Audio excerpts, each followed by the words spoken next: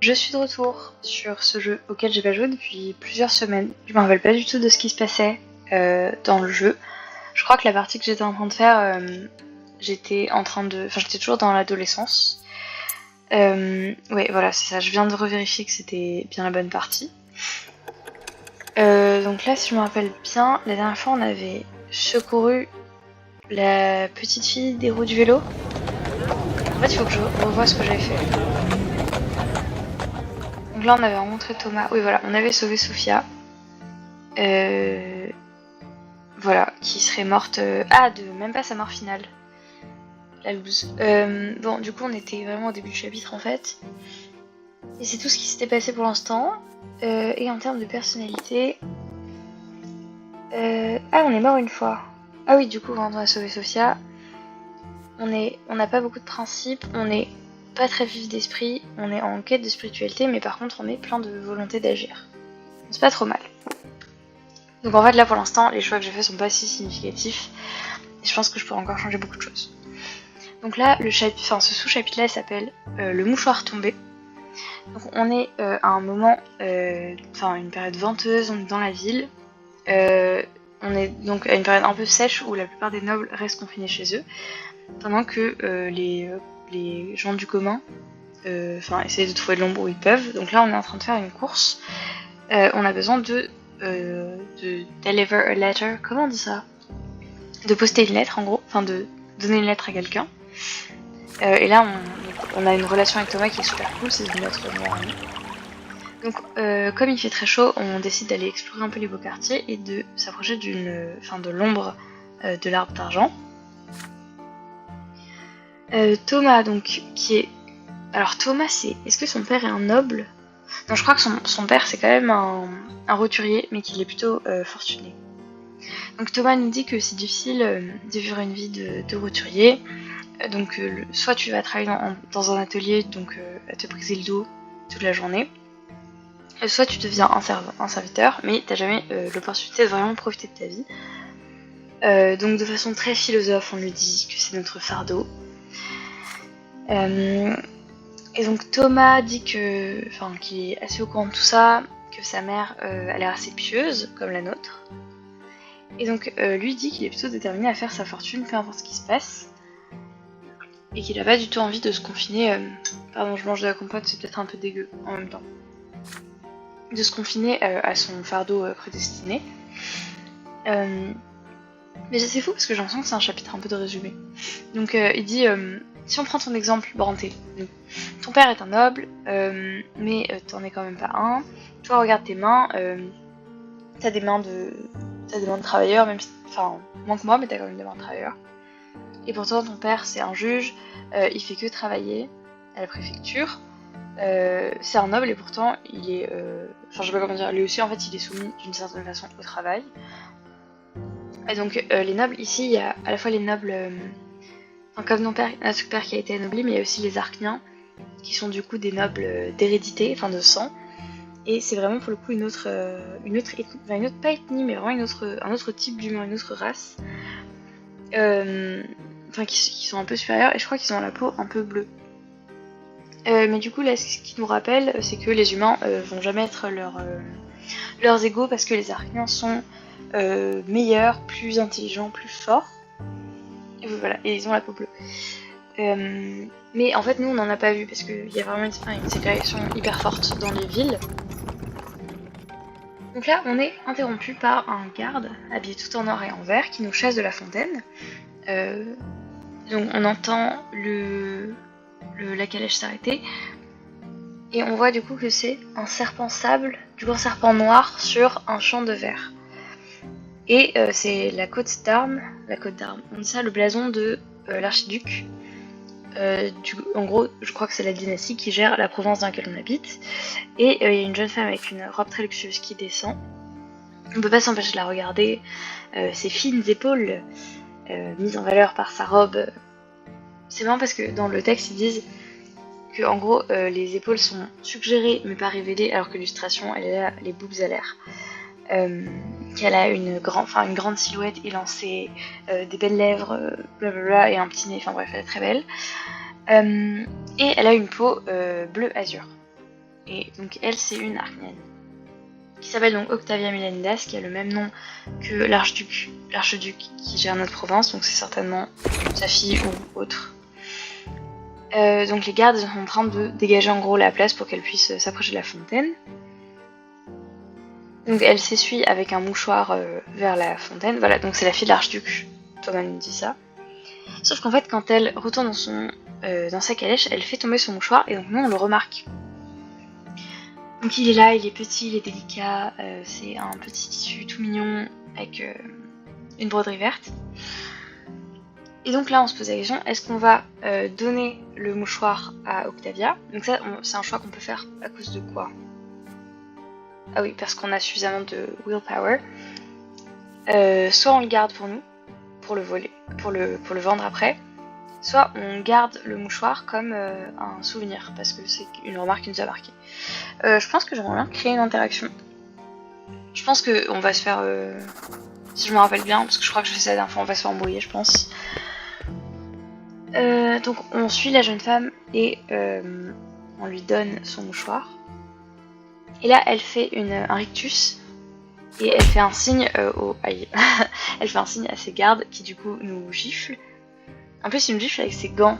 Enfin, ses gants, son gantelet quoi. C'est vraiment un connard. On se fait briser le nez d'ailleurs. Putain, c'est vraiment des bâtards. Et donc le garde il lui dit est-ce que je peux garder le mouchoir? Enfin, est-ce qu'on vous rend le mouchoir? Et du coup, Octavia elle dit c'est un roturier à souiller mon mouchoir, je le veux même pas, il a qu'à s'essuyer avec. Donc là, on a un nouveau statut avec Octavia. Donc elle a que l'indifférence pour nous, mais par contre on a un nouveau statut, elle se rappelle de nous.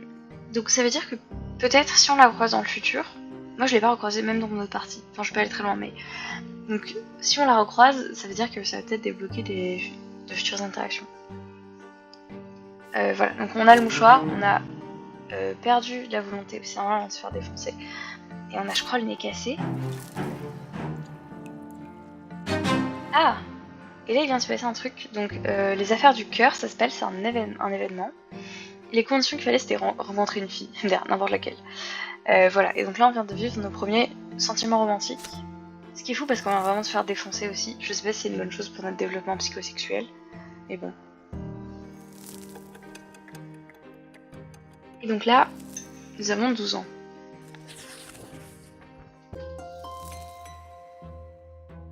Donc là on est en 1130. Et c'est un moment de ce qu'on appelle le décret du quorum. Je sais pas si c'est un mot qui se traduit en français, je sais pas si c'est un vrai mot anglais, je sais pas ce que ça veut dire. Donc là on a 12 ans. Et donc on entend une conversation entre notre père et notre grand-père. Donc notre grand-père, je le rappelle, c'est un énorme connard qui est très conservateur, qui veut vraiment que sa lignée devienne noble. Donc c'est le grand-père qui crie et notre père qui essaye de le calmer comme d'habitude.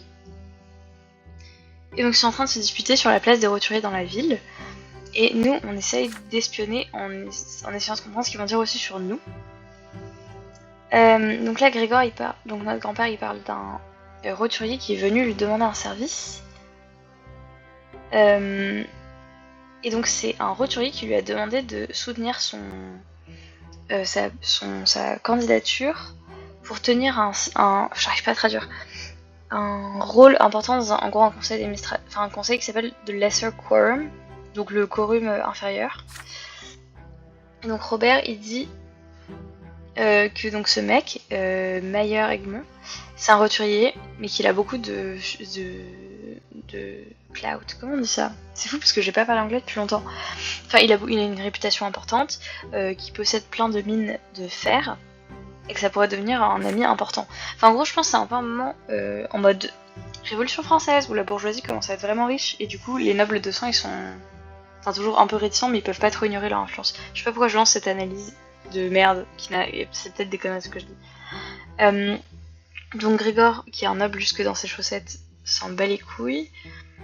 Et donc il critique ce gars, donc propriétaire de mine, qui ne connaît pas l'humilité.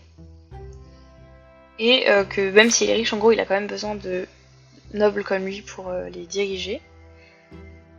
Donc je crois que le quorum, ça a l'air d'être une sorte de conseil... d'assemblée délibérative, un truc comme ça. Bon, là il y a beaucoup de name dropping et je comprends pas qui sont ces gens. Mais bon, le cœur du débat c'est ça. Et apparemment c'est à propos d'un problème de taxes. Et donc là, Grégor il est en mode ah mais en fait si on les laisse décider du montant des taxes, qu'est-ce que ça va être ensuite? Est-ce qu'on va leur demander de devenir juge? Blablabla. Et qu'en gros si on commence à créer des frontières poreuses entre les castes, ce sera la fin de la société telle qu'ils la connaissent. Donc notre père à nous, Robert, il est toujours en train de dire qu'il a vraiment pas envie de se marier une troisième fois avec une noble. Parce que dans les chapitres précédents, il y avait une fois où le grand-père avait inventé une noble qui pouvait potentiellement devenir sa troisième femme. Et donc il dit que Lydia, donc notre mère, est une bonne femme et une bonne mère. Et qu'il faudrait lui laisser sa chance. Et bon, le grand-père... Enfin bref, j'ai pas envie de traduire du discours de haine. Et voilà. Et il est en train de dire que à cause de son fils, qui n'est pas capable de porter son héritage, il sera jamais appelé Elbranté. Parce que du coup, je sais plus si tu sais ça, mais en gros, les familles nobles de sang, elles ont une particule qui est L. Donc par exemple notre demi-frère, sa mère elle avait ce L, et donc nous on s'appelle que Branté, mais on s'appellera jamais Elbranté d'après notre grand-père. Parce que justement on se comporte pas assez comme des nobles. Et donc le grand-père dit que le seul espoir pour leur lignée c'est Stéphane, donc notre grand frère, enfin grand demi-frère. Et il s'en va les couilles de nous, donc là il est en train de parler de nous et de notre petit frère Nathan. Que en gros, nous, le fils du milieu, le mieux qu'on a pu faire c'est réussir à entrer la faculté impériale. Et il dit qu'il a aucun espoir pour Nathan. Bon, là c'était petite... Ah! Parce qu'on voit qu'on a gagné un point. Là on a gagné un point en plus. Ah non, c'est pas nous. D'accord, ok, ça j'ai compris. Là on vient d'avoir un point de pouvoir.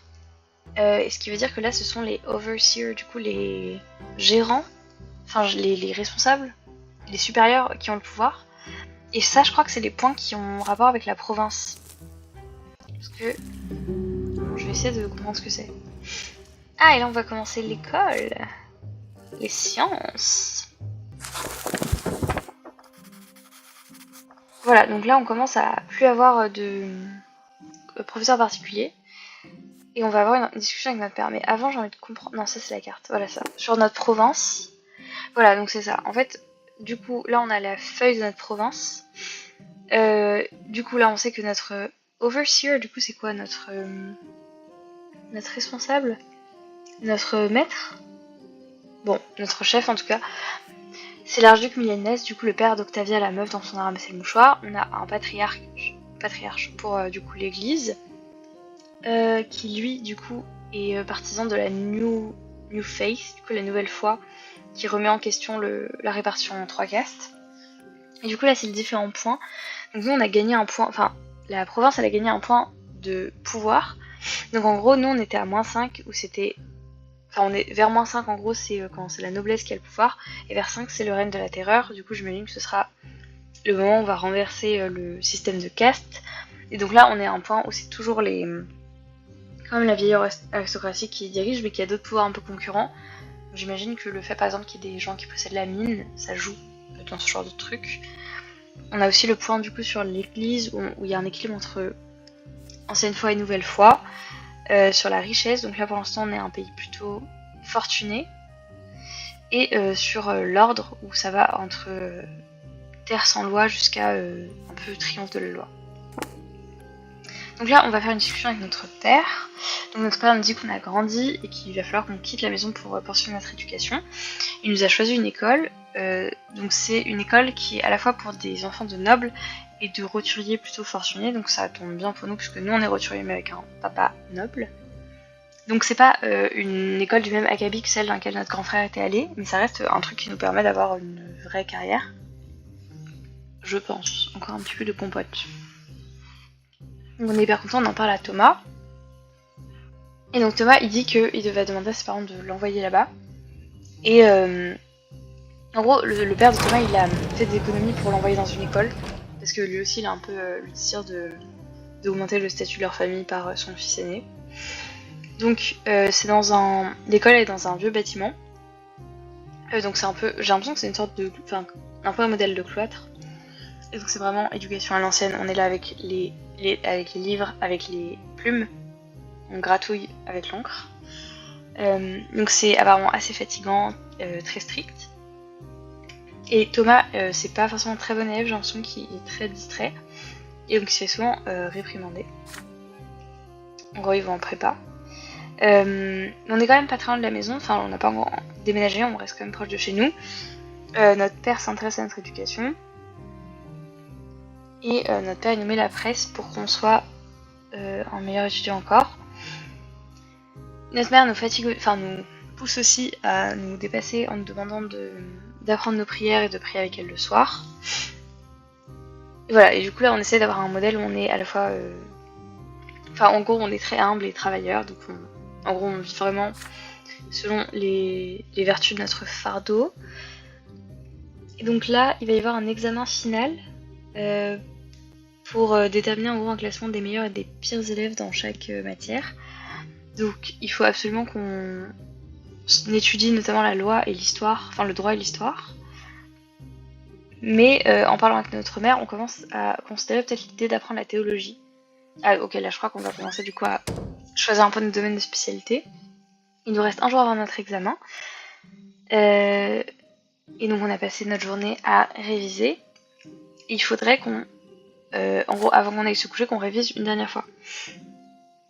Là on pense à Thomas qui du coup s'est mis dans la merde il y a quelques temps. Il a eu des problèmes avec d'autres garçons d'une rue à côté qui en gros ont entendu parler de notre... on avait une forteresse en bois quelque part dans le quartier et eux c'est des nobles et du coup ils sont pas contents que des enfants roturiers construisent des trucs dans le quartier. Et donc Thomas il a dit qu'il allait s'en occuper ce soir. Ah oui ok, je crois qu'on va avoir un choix. Donc là, on est en train de se dire, est-ce qu'on révise le droit et l'histoire, est-ce qu'on révise la théologie, ou est-ce qu'on abandonne nos livres pour aller aider notre ami. Et au même moment, du coup, Nathan toque à notre porte, notre petit frère, et il nous dit, est-ce que ça va, Ivan, est-ce que je peux faire quelque chose pour t'aider? C'est fou parce que c'est un petit garçon, mais il a quand même une tête de vieux sur son portrait. Voilà, et donc là, on doit faire notre choix. Donc là, on continue à étudier, on étudie. J'ai pas envie d'aller me battre parce que si je me bats, je sais pas, si je me bats, je vais certainement rentrer tard, je peux me faire engueuler par mes parents qui vont être déçus. Si je me fais trop taper, je vais pas réussir mon examen devant, enfin bref, j'ai pas très envie de le faire. En plus Thomas, personnellement j'ai pas tant d'attache à ce gars. J'ai pas très envie d'étudier la théologie parce que notre mère elle est très ancienne foi. Et je crois que ça me fait un peu la flemme. Je pense que je vais peut-être passer un moment avec notre petit frère. Ça va être le choix le plus anodin. Mais pourquoi pas, je sais pas si on le reverra ensuite beaucoup. Donc notre frère surtout il est tout timide, tout mignon, en vrai il m'attendrait un petit peu. Notre frère nous fait un câlin. Et il me dit il devrait juste te laisser tranquille, j'ai pas envie que tu tombes malade. Et donc on se rend compte qu'on a plein de responsabilités. Mais qu'au moins on a quand même la possibilité de faire des choix. Et donc ça nous met d'humeur joyeuse, donc on décide de passer la soirée à jouer avec notre petit frère. On lui apprend à construire des trucs avec du bois. Ah ouais, tout ça en une soirée. Mais voilà, donc on passe un bon moment. Le matin, on se réveille et on va à l'école. On donne des réponses assez satisfaisantes dans notre truc. Enfin voilà, en gros, on réussit bien, mais on va pas du tout être le meilleur étudiant, quoi. Nos parents sont un peu déçus de notre performance et ils nous disent qu'on aurait pu travailler plus fort. Mais on considère qu'on n'a pas non plus gâché notre temps, donc là on a un point de plus avec notre petit frère, qui du coup est au stade de sympathie avec nous. Et on a gagné du willpower. Du coup maintenant on est à 15 et on est dans la catégorie plein de pouvoir. En fait ça c'est cool parce que ça nous permettra de faire plus d'actions cool dans le futur. Moi j'aime bien avoir une petite réserve de volonté quand même. Surtout si on se fait gifler par de nobles dames.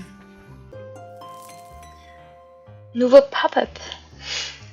Donc là c'est l'automne de la même année, on continue notre éducation. Et là on commence en fréquentant un peu plus de nobles, qu'il y a des hiérarchies qui existent même au sein des maisons nobles. Et donc on se rend compte que nous, même si on est noble, on vient pas d'une famille très éminente. Enfin il dit ça, MDR, on le sait depuis le début. Bon, là, j'ai l'impression que c'est vraiment le jeu qui veut qu'on comprenne le lore. Bon, là, c'est toujours, enfin, une re-explication sur la différence entre les nobles de l'épée et les nobles de la cape. Donc, nous, on est nobles de la cape, et enfin, notre père est noble de la cape parce qu'il se fait anoblir, etc., etc. Et le fait de passer d'une catégorie de noble à l'autre, donc devenir une noblesse héréditaire, ça peut être décidé soit par le chef de notre province, du coup l'archiduc, soit par l'empereur. Et donc voilà, et là il nous parle de l'honorifique, du suffixe honorifique L, comme on avait dit tout à l'heure. Bref, j'ai pas besoin du jeu, je connais tout le lore en fait. Et là on parle des Arcniens. Bon bref, je pense que c'est habite aux Arcniens. Et là notre père il nous dit il faut toujours se soumettre aux Arcniens, enfin il faut jamais les défier. Voilà, et donc là notre père il nous confie en gros qu'il a le grand espoir qu'on va nous aussi réussir à se faire anoblir. Et par contre je suis juste curieuse de voir les relations que j'avais du coup avec ma famille, puisque j'ai un peu oublié où j'en étais. Donc Grégor, sans surprise. Bon, notre grand-père a une indifférence totale pour nous. L'ex-femme elle est morte. Notre père on est à 3 avec sympathie. Donc c'est pas trop mal. Notre mère on a indifférence. Ah ouais, carrément. Mais elle est quand même reconnaissante envers nous parce que je sais plus quand on avait pris son parti. Notre grand frère qui a un mot que de raciste. Indifférence pour nous. Petit frère sympathie et Gloria. Ah oui, Gloria par contre elle est à 4. Et elle a de l'affection pour nous. Et elle est aussi reconnaissante. Et relation, du coup on avait Thomas. Thomas on est à indifférence alors que c'est notre bestie. Sophia indifférence alors qu'on lui a sauvé la vie. What the fuck. Augustin indifférence, on lui a jamais parlé. Bon, c'est un peu des conneries ça. Et Octavia indifférence. Bon, très bien. Donc là, nouveau sous-chapitre qui s'appelle Les fils de la noblesse. Donc l'école dans laquelle on va, il y a et des nobles et des roturiers. Et en gros, les enfants de nobles, ils ont des stratégies de distinction pour pas trop se mélanger avec les roturiers. Et donc ils font du bullying quoi. Mais nous on se fait pas trop bully parce que notre père est quand même noble. Par contre il bully Thomas. Et Thomas il supporte pas ça, du coup il s'embrouille avec eux. Et là quelqu'un jette un seau de je sais pas quoi dessus. J'espère que c'est pas un pot de chambre. Ah si, ça a l'air d'être un pot de chambre. Et B, je me serais battue aussi. Donc Thomas il va pour l'attaquer. Donc ils se battent. Sauf qu'ils sont 3. Ouh là là. Non mais c'est violent tout ça, il lui met un coup de pied dans le bidou.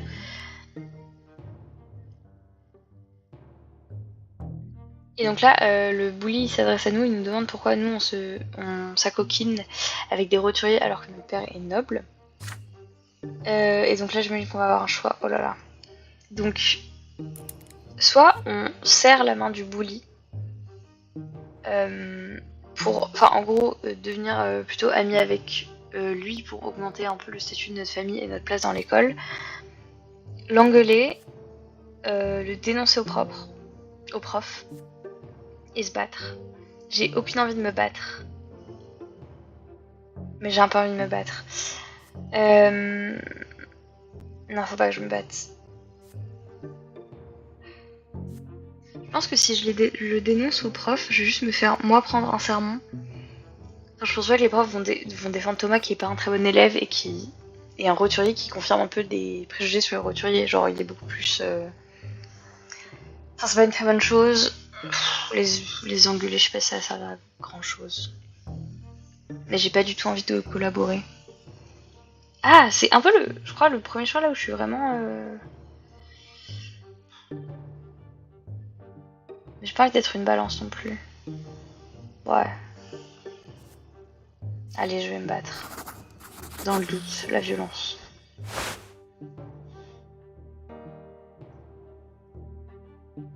Ok, donc là, comme on l'a déclaré en duel en public, il ne peut pas refuser. Ah. Et heureusement, un prof arrive. Ah, mais quand même, la bagarre est quand même reportée. Oh là là. Et donc Thomas il dit qu'il veut se battre avec nous, mais nous on dit que c'est une question d'honneur et qu'on doit le faire seul. En vrai je suis d'accord, j'ai pas envie que Thomas se mette dans mes pattes. J'ai peur de me faire défoncer. Et donc en gros, enfin, d'une certaine façon, le fait qu'on le déclare en duel, c'est aussi une façon de se comporter un peu comme un noble. Voilà, donc en vrai il y a quand même pas mal d'enjeux, parce que si on perd, enfin vraiment on aura échoué à protéger notre pote et tous les autres gens qui sont bullies. Oh là là. Est-ce qu'il y a des choix à faire pendant le combat? Ce serait cool aussi, que genre, savoir si on esquive à gauche ou à droite, par exemple, ça a des choix. Je crois pas que ce soit le cas. Donc, il s'approche de nous, nous, on lève nos poings, on est un garçon de la rue. Ah, ok, oui, c'est ça, ok. Nous, donc, lui, contrairement à nous, il s'est jamais battu dans la rue. Nous, on est une petite racaille. Donc, on le défonce, en fait. Ah, trop bien. Et on a gagné. Ok. Et donc là, on a gagné un point de relation avec Thomas. Et on a gagné en noblesse. Donc maintenant, on est dans la catégorie honorable. Et ça dégrade pas notre relation avec... Enfin, on n'avait pas de point de relation avec Didrik, donc on s'en fout. Là, on est en 1931 et on a 13 ans. Je crois. 13 ans. Et donc là, nouveau sous-chapitre qui s'appelle l'arbre argenté. Donc là, notre professeur de théologie nous parle d'Anisote, donc notre province. Enfin, notre ville, pardon, qui est du coup plus que la capitale de la province, c'est aussi un endroit de culte. C'est là où il y a l'arbre sacré, enfin l'arbre d'argent, qui du coup naît des premiers disciples des dieux. Et enfin, c'est un peu le cœur de la ville finalement. Et donc là, on va faire une espèce de voyage de classe là-bas. Donc c'est dans le district de l'église, mais qui est entouré par des bidonvilles. Voilà, donc il y a beaucoup de gens pauvres qui sont autour de l'arbre en espérant des bénédictions. Voilà, parce que il y a vraiment, enfin encore une fois, la religion est très réaliste et du coup, quand on s'approche de l'arbre, on a un sentiment de grâce divine. Enfin, il y a vraiment, je pense, une espèce d'énergie divine qui se dégage du truc, quoi, comme les dieux sont réels. Et il y a un temple avec une foule devant, donc il y a des pèlerins, il y a des gens qui font la manche, enfin des pauvres gens. Il y a, enfin bref, il y a beaucoup de gens. Donc nous on est très impressionnés par la sérénité et la puissance qui se dégage de l'arbre. Et on est un peu en mode envie de rêvasser sous l'arbre. Et donc on s'éloigne un petit peu de notre classe et on est surpris par une grande femme rousse qui est avec des pèlerins. Elle porte une robe blanche et elle tient un livre. On l'a jamais vue, mais elle a l'air de nous reconnaître. Donc elle nous parle, elle dit qu'elle s'appelle Mathilde. Et elle dit, ça me réchauffe le cœur de voir un jeune homme qui est si déterminé à connaître les enseignements des dieux jumeaux. Mais en fait, il faut pas que tu suives les enseignements du temple, parce qu'à l'intérieur, tu vas seulement trouver des mensonges à propos des fardeaux. Quiconque a connu la volonté divine sait qu'en fait, les différentes castes en fait, ne sont pas réelles, c'est des inventions d'après. Du coup, elle a l'air d'être une meuf de la nouvelle foi. Et donc ça nous chamboule un peu parce que c'est en contradiction avec tout ce qu'on a appris, tout ce que notre mère nous avait dit, que en fait les castes seraient une invention. Et donc là, je pense qu'on va avoir un nouveau choix. Ah, sauf que là, juste à côté, il y a une fille à côté de nous qui nous attrape la main. Elle est un tout petit peu plus âgée que nous. Et elle est très en colère. Elle nous... Attends, quoi? Oui, on rougit parce qu'une femme nous touche. Bon. Elle s'appelle Jeanne et elle nous dit ne l'écoute pas, elle est dangereuse. Viens au temple avec moi et c'est là où tu apprendras la vérité. Donc on est face à un choix. On peut soit suivre la fille dans le temple, du coup Jeanne, et j'imagine se conformer plutôt à l'ancienne foi, rester avec la pèlerine rousse, partir et approcher l'arbre, ou s'abandonner à l'épiphanie et écouter l'arbre. Ça on peut pas parce qu'on n'est pas assez spirituel, on n'a pas Je crois que c'est ça, il me semble que c'est quand on est, comme il y a un logo de fourmis, je crois que c'est quand on était plus petit, quand on était tombé sur des fourmis, on n'a pas pris le temps de les observer. Et si on les avait observés, on aurait genre découvert des vérités sur l'univers. C'est quoi, pourquoi j'ai pas envie de suivre la fille dans le temple, moi je suis pas pour les castes. Ouais, je me casse, je vais aller vers l'arbre. J'ai pas envie de suivre la rousse non plus. Donc l'arbre est très beau. Donc il est tout argenté. Et ici, on a l'impression que l'arbre essaie de nous parler.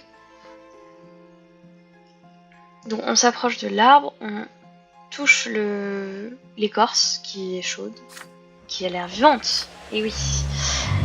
Blablabla, bon là c'est vraiment de la description. Ah oui, et en fait, comme il est gigantesque, au niveau des racines, ça fait presque des sortes de petites grottes. Et donc on s'enfonce un peu dans les racines. On s'assoit. Et en gros, on est dans un état un peu méditatif, on ressent du calme et de la clarté. Et on a l'impression que l'arbre nous parle parce que nos pensées nous ont l'air aussi pas très familières. Donc on est en train de faire des méditations divines finalement. On passe plusieurs heures là-bas. Et là, on entend quelqu'un qui nous appelle, donc ça veut dire que c'est le moment de quitter la grotte. Notre professeur est en train est prêt à nous engueuler. On essaye d'expliquer ce qu'on faisait. Et en fait, notre prof dit juste qu'il comprend. Et voilà, donc on a vécu... Oh yes. Bon, on avait vu une expérience un peu cool. Et là, j'ai gagné 10 points de volonté. Donc je suis dans une... J'en ai 25 et je suis dans une nouvelle catégorie qui s'appelle prêt à tout. Ah, c'est cool. Mais par contre, on n'a pas gagné en spiritualité. Donc je pense que c'est parce qu'on a en gros décidé de suivre ni la nouvelle foi ni l'ancienne foi et juste écouter nous-mêmes. Donc là, nouveau sous-chapitre, les ombres du passé. Donc on est à la maison. On est en train de méditer un petit peu tous les trucs qu'on a appris sur l'histoire de l'Empire, sur la religion. Enfin, en gros, on commence à se poser des questions sur l'ordre des choses. Notre mère nous attend. Donc notre père, il est absent parce qu'il est allé faire je sais pas quoi comme visite. Et on a l'impression que notre mère essaie de nous dire quelque chose, mais qu'elle n'ose pas le faire. Et donc elle nous demande de venir prier avec elle.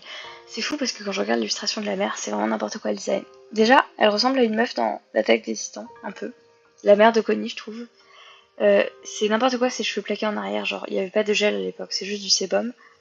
Et pourquoi elle porte une doudoune quechua, genre c'est n'importe quoi. Donc on va prier avec notre mère. Blablabla. On répète tout ce qu'elle nous dit, toutes les prières qu'elle fait. Et là elle nous dit tu as 13 ans, donc tu vas bientôt être un adulte. Il y a des choses qu'il va falloir que tu apprennes, et notamment sur le mariage entre ton père et moi. Donc elle dit, ton père est un noble, comment est-ce qu'il... pourquoi est-ce qu'il serait marié avec une femme comme moi qui en plus avait déjà un enfant hors mariage. Donc en gros, il me dit quand notre père est mort... quand notre père... Oula. Quand la première femme de notre père, qui était du coup une noble du sang, est décédée, c'était très difficile pour lui.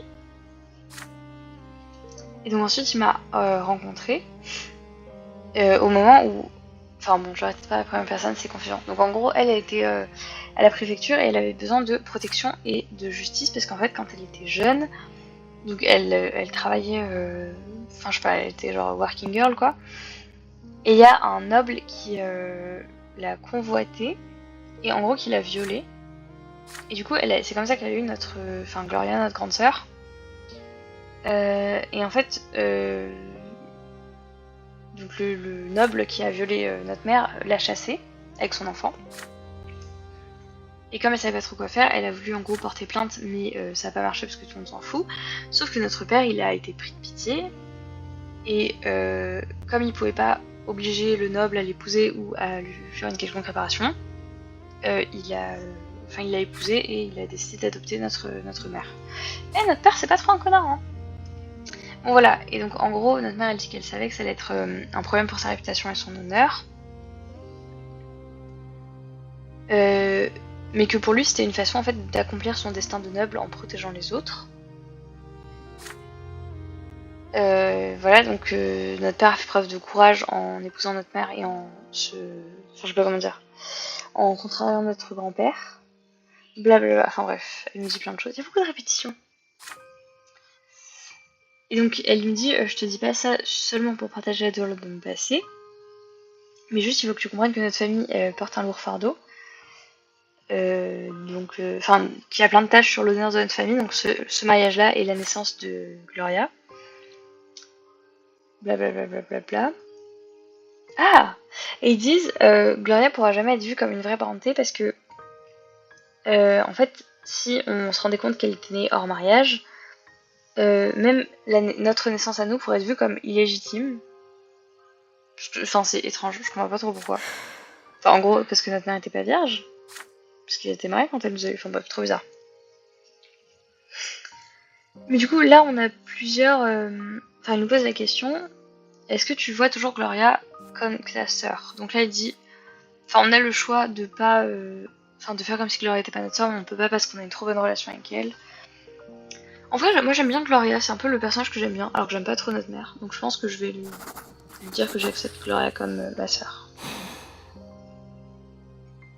Ouais, donc on lui dit ce sera toujours notre sœur. Et on dit qu'on aimerait bien que ce soit une membre à part entière de notre famille. Blablabla. Bla bla bla. Et là, donc elle est quand même inquiète et elle dit j'ai une dette envers ton père. Il a donné ma fille une maison, une éducation et du soin. On voit ce qu'elle essaie de dire à part ça.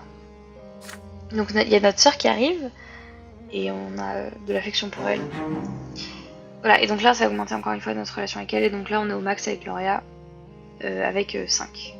Enfin, donc on a 5 points de Gloria et en plus elle ressent de...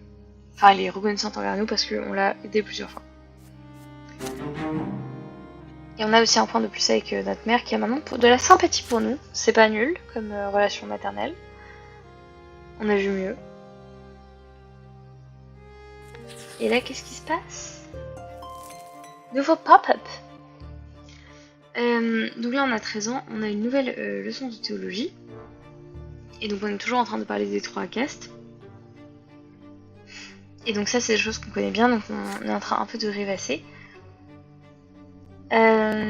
Et donc là, il y a un prof qui engueule un de nos camarades en disant de répéter ce qu'il vient juste de dire. Mais il n'arrive pas, donc il va se faire punir. Et donc le prof allait le frapper, mais le petit s'est défendu. Enfin, pas s'est défendu, mais genre il s'est... Oh waouh, attends quoi? Enfin, il a levé les bras derrière lui, et là d'un coup il y a un éclair. Et en gros il s'est fait brûler. Enfin en gros l'enfant s'est défendu avec de la magie. Accidentellement du coup. Et il dit qu'il a le feu dans les yeux et les éclairs aux doigts. Donc en gros c'est un enfant qui faisait de la magie. Mais je savais pas qu'il y avait de la magie. Attends quoi? Et donc notre camarade Brian claque des doigts et il y a plein de choses qui commencent à prendre feu.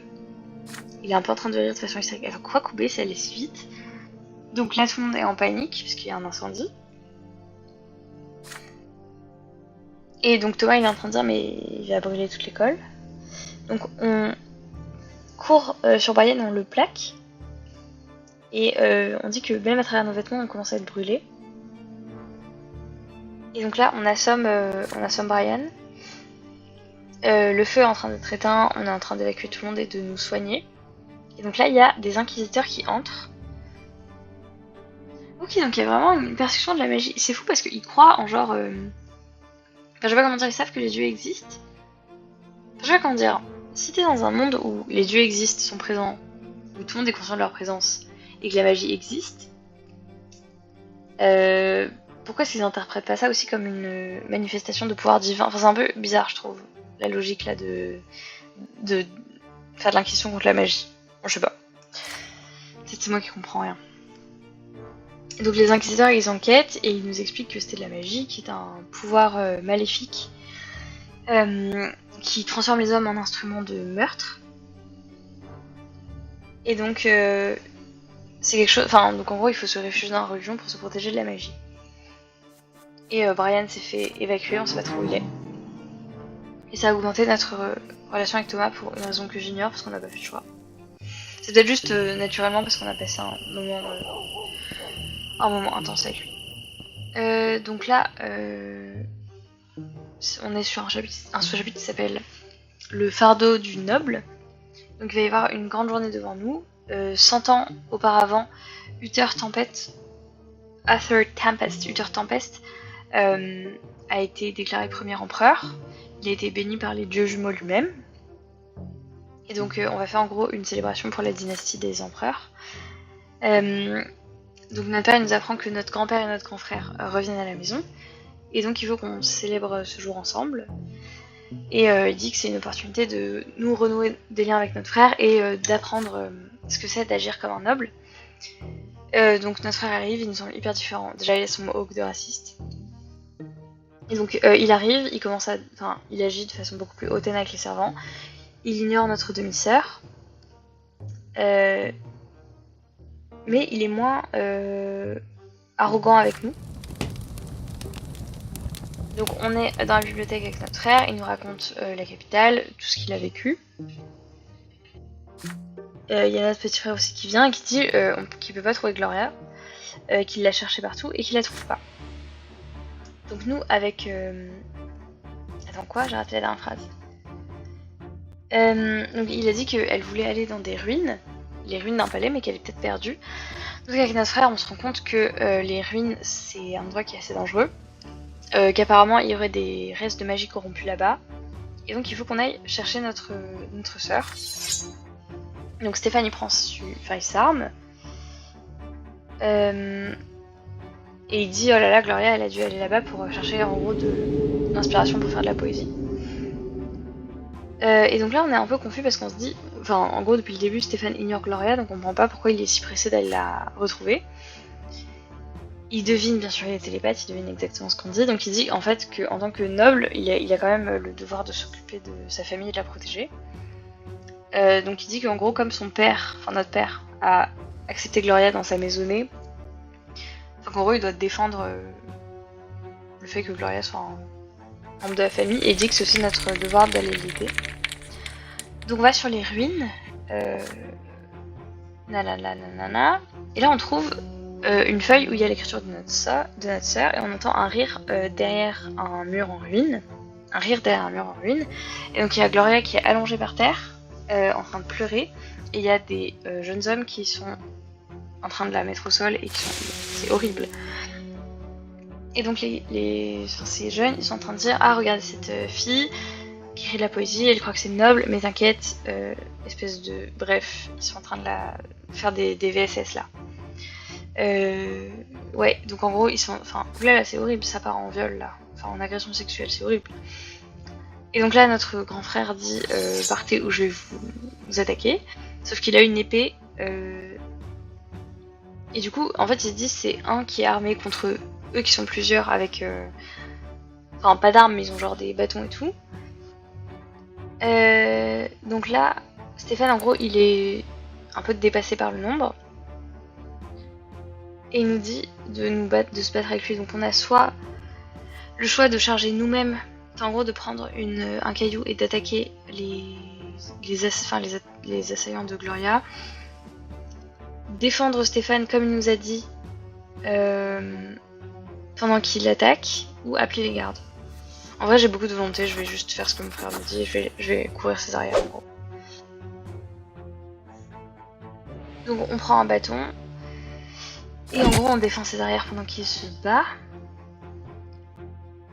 Blablabla. Et donc là, il attaque mortellement un des assaillants. En gros, il lui fout son épée dans le ventre. Blablabla. Et donc, ça fait fuir les autres. Et donc, il récupère Gloria et il retourne à la maison. Ah oui. Sauf que lui, il est en train de récupérer Gloria et nous, on s'est fait un peu taper. Et du coup on s'évanouit parce qu'il nous a tapé sur la tête. On se réveille allongé dans notre lit avec notre frère qui est à côté. Il a un œil au beurre noir et un bras en bandage mais il est vivant. Et donc il nous dit t'as perdu beaucoup de sang. Il a dit en gros on s'est bien débrouillé mais juste ils étaient trop nombreux. Il a dit je suis impressionné, tu t'es battu. On s'est battu comme une vraie armée. Moi, le noble, je t'ai donné un ordre et toi, tu as obéi, blablabla. Ouh là là. Bref, on a défendu ensemble l'honneur de la famille. Il dit être noble c'est aussi plein de responsabilités, blablabla, hein, classique shit. Et donc il dit, j'y pense souvent, un noble ne doit pas se comporter de façon faible, un noble ne doit pas souffrir comme les roturiers. Un noble a la responsabilité de leur donner du travail et de les occuper, et qu'en gros il faut s'occuper des autres en plus de soi. Bon bref, il me dit est-ce que tu comprends, et en même temps il est quand même fier de nous. Donc là on a gagné un point, enfin on a gagné 2 points de relation avec lui, donc maintenant on est au statut de sympathie, donc il a plus d'affection pour nous que notre propre mère. Il dit mon frère, je suis fier de m'être battu avec toi. Donc là on a perdu un peu de points de volonté parce qu'on s'est battu, et notre maison a gagné. Ah non, c'est nous qui avons gagné ou la maison? Ouais, non, c'est nous. On a gagné un point de noblesse et du coup on est honorable parce qu'on a choisi de défendre notre sœur et en gros de se comporter avec courage. Et donc là va y avoir le... comment on appelle ça? Le procès des attaquants de Gloria. Et donc il y a la rumeur en ville que des lowborn thugs, des racailles, ont attaqué Stéphane Branté. Personne parle de Gloria bien sûr. Et donc notre grand-père il est très en colère et donc il demande à ce qu'on essaie de retrouver les gens qui ont attaqué son petit-fils préféré. Et donc l'oncle de Stéphane, donc le frère de la première femme de notre père, va gérer le procès. Et donc en fait, on sait que dans les procès, on est capable de mettre à mort des gens.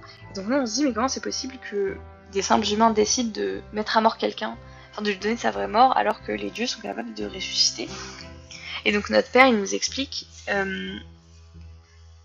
que, en gros, comme c'est les dieux jumeaux qui ont fondé l'Empire et qui ont fondé ces lois, enfin je sais pas comment dire, c'est un peu une exception à la règle divine que si on condamne quelqu'un à mort, c'est une vraie mort finale, quoi, qui va pas être ressuscité. Et donc, voilà, il est en train de dire qu'en fait, les gars qui ont attaqué Gloria et ensuite Stéphane, ils ont vraiment fait quelque chose de grave, pas parce qu'ils ont essayé de violer une jeune fille, mais parce qu'en gros, ils sont allés contre l'ordre des choses en attaquant leur supérieur naturel. Donc Gloria vient nous voir, elle a l'air de pas aller très bien, et elle dit voilà, le procès c'est demain. Je croyais que j'allais participer en tant que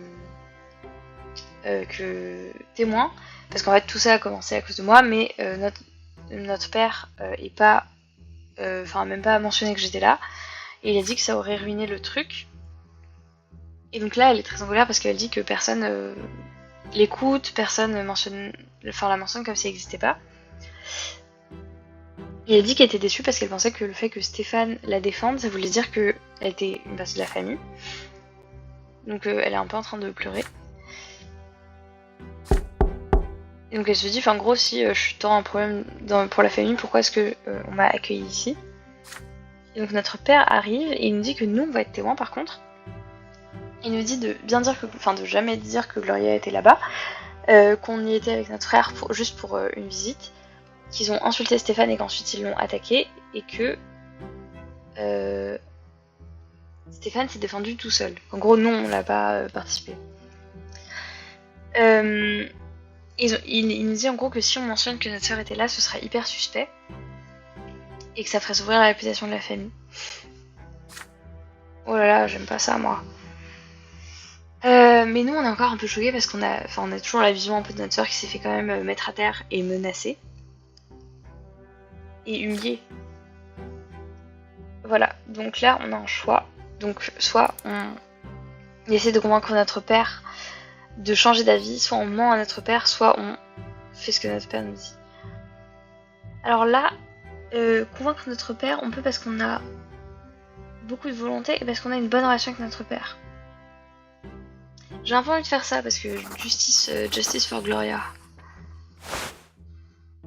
Donc là, on regarde notre père et on lui dit qu'on va pas mentir devant un tribunal. Et donc elle dit, Gloria c'est aussi une Branté, elle a droit aussi à la justice, c'est elle qui a été victime en premier. Et donc notre père a l'air quand même de nous écouter, de considérer ce qu'on lui dit, et il dit qu'on a raison, qu'il a accueilli Gloria dans sa famille et qu'il doit la protéger comme sa propre fille, et qu'il va parler avec notre grand frère. Donc là, c'est le jour du tribunal et on va devenir un témoin. Donc on dit la vérité, on dit qu'ils ont attaqué Gloria, qu'ils ont humilié, qu'avec notre frère on est allé l'aider et que notre frère a défendu sa demi-sœur. Notre grand-père est fou de rage, mais il peut rien faire parce qu'il est en public.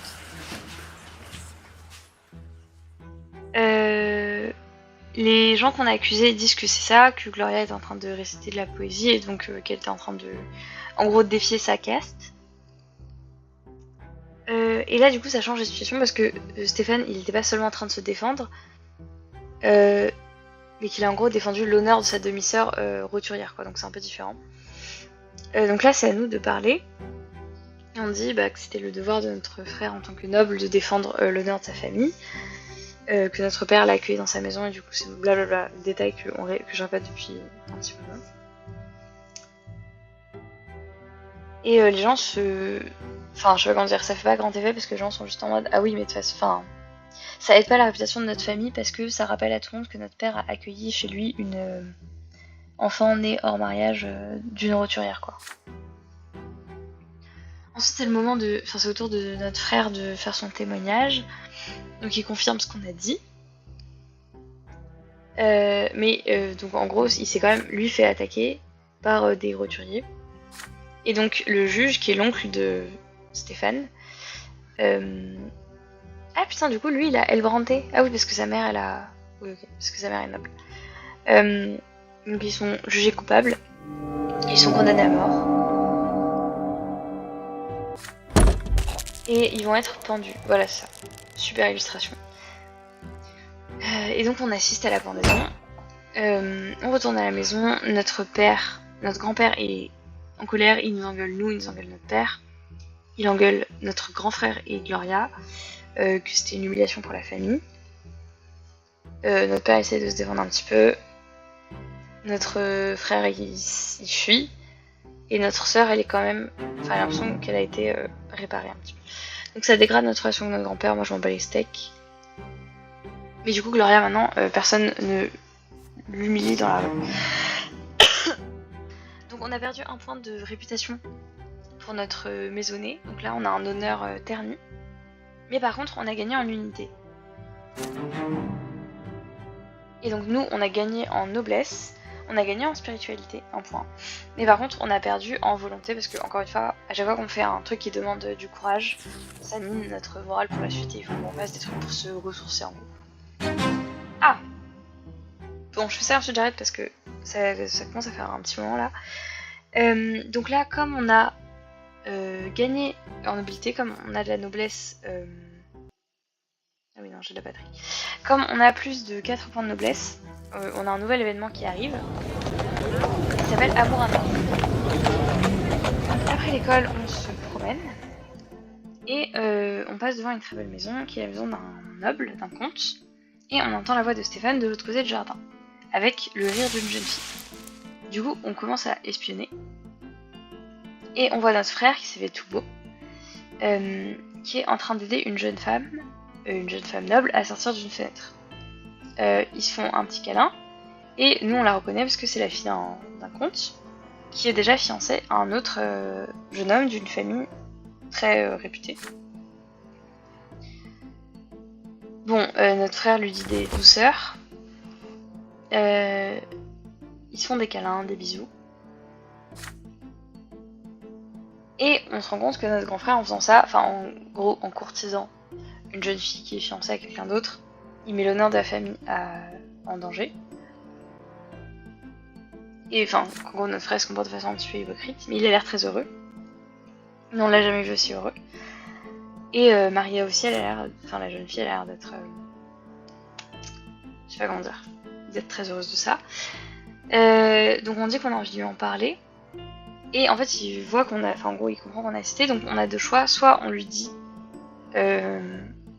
qu'il faut qu'il se rappelle de son honneur en tant que noble, soit on lui dit, enfin soit on lui propose notre aide. Moi j'ai un peu envie, je crois pas trop dans ce délire de noblesse, du coup je veux bien l'aider, parce que là il m'attendrait un petit peu avec sa copine. Donc notre frère fait comme si de rien n'était, et donc on dit qu'on l'a vu avec la fille du noble, mais on lui dit qu'on fera attention et qu'on va garder ce secret. Donc notre frère d'abord il est en colère, mais ensuite il est calmé. Et donc depuis, à partir de ce moment-là, on assiste notre frère à avoir des dates en gros en toute discrétion. Finalement, on n'a jamais été chopé. Et lui, du coup, il continue à voir sa copine. Même s'ils sont conscients que ça va pas forcément durer très longtemps. Et donc on a gagné en spiritualité et on a gagné en ingéniosité. Donc là, on n'est plus lent d'esprit, on est un petit peu brillant. On a quelque chose comme un début d'intelligence. Et donc ça, c'est un événement qui s'appelle la disgrace. Disgrâce, ça existe? Ouais, la disgrâce de Stéphane. Et je pense que je vais arrêter là, j'en ai un petit peu marre. Et c'est toujours une chose, eh putain, une chose après l'autre. Hein. C'est quoi ça? Une question adulte, parce que j'ai plus de quête de spiritualité. Bon, oui, donc je vais arrêter là. Ça me fait plaisir de rejouer, ça fait longtemps. Un peu hâte de continuer, de découvrir la suite de cette aventure. Bézo bézo.